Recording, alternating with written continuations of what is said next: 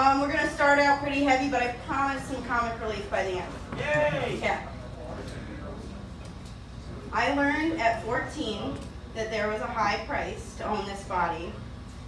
The hardest lessons of womanhood come violently. He stalked me and caught me and pinned me like a butterfly to a corkboard.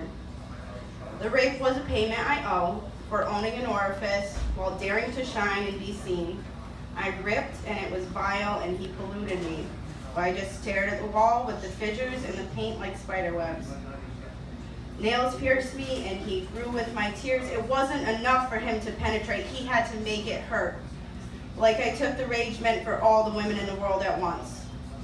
This was my fault for flaunting, for no longer being a little girl. I rushed out of innocence and this is what awaited me. I must have had it coming. Thank you. That was kind of heavy. So we're going to go from a poem about rape to a poem about heroin. So, keeping it heavy right now. I made you a home in the pit of my heart, an empty, vacant space where you thrived in the dark. You feasted on resentments, you built a nest, you festered there but refused to rest. Always scratched and never left. What started as an itch dug ruts in my soul. The more I hid, the stronger you'd grow. Your nest cemented by obsession, possessed by depression and shame. You bred self-pity, then promised relief from the pain. You embraced me in squalid apartments, kissed me in liquor store parking lots, made love to me in a gas station bathroom, and aggressively fucked me in cheap motels. You sang me to sleep on pins and needles whenever my head fell. I loved you with everything, all life ceased to exist. I was walking, rotting corpse, but necrophilia was a booming business. I wore my disgust for them well. They either didn't care or couldn't tell, oblivious to the scars and my distress. They'd ask how I got in this business.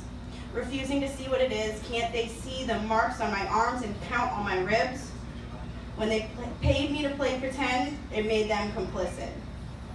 For you I'd burn bridges, infect lives, break hearts, all the while I'm falling apart. Whenever I tried to pry you away, you became desperate to stay. We finally parted and it made my skin crawl, nerves raw, puking bile on a cell floor, cold sweat on my pounding chest, restless spine, and obsessing for more. And I cried on the altar of my darkest sins until my feeble heart simply caved in, and then I started the cycle all over again. That empty part of me was your refuge. I tried to evict you, but you refused.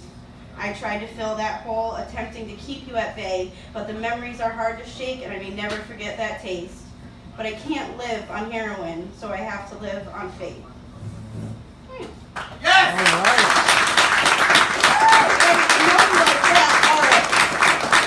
This one is really old, but it's like my favorite breakup poem from like 3 breakups ago, so all right. I'm sorry, I have to take this out. I know that's gross. Okay. If I'd been at my full potential, God help you, I could have destroyed your very being. Then again, your soul is a meal that I do not care to eat, because my power lies not in decadent feasts. It lies in waving a meal away with disgust and distaste. There was not enough love in your heart to satiate my endless thirst for devotion. I'm searching for sustenance you can never provide. In those scraps I settled for, there were tender moments I spent in your arms, and times I swore the whole world was between your lips. No difference between us mattered, and I held these dual expectations. Gripped by expert denial, euphoric recall made you my drug. The truth is somewhere midway between heroic saint and a monster sent to break my heart. We read black and white when we were always shades of gray.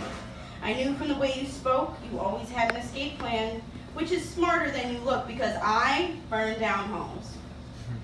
You always had running fire drills, proving your evacuation sound.